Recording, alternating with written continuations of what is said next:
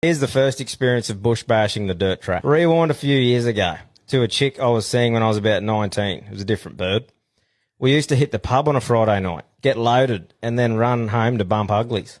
I lived in a share house, and you never knew what you were coming home to. So the best way to get some time on the job was to start halfway home. So we get into the middle of this sport field and have at it for a bit. There must have been some ants biting her. So we jumped up and headed over to the park bench. Started cracking into it porno style with her laying on the bench. I'm railing with all my teenage stamina as a young dog does before he loses his nuts. At this point, she's wetter than a spastic's chin. He goes, "Thanks, Zayden. Great call." She gets to the point of the big O, so naturally I up my game. I was already pinned in fifth, full throttle. Well, turns out this rig has 6 gears, so I stepped it up another click.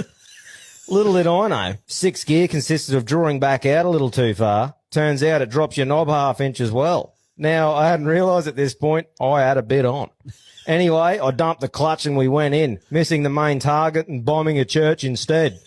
0 to anal in under half a second. He split the shitter and punched Humphrey. The poor lass curled up in a ball, completely winded, rolled onto the ground with a few tears. My little pep talk of, "You're all right, up you get, let's keep going," wasn't enough to get the team back onto the field, unfortunately.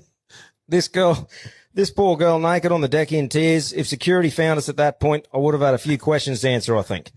It was a long waddle home, her holding her ass and me pushing a fucking mongrel to the side.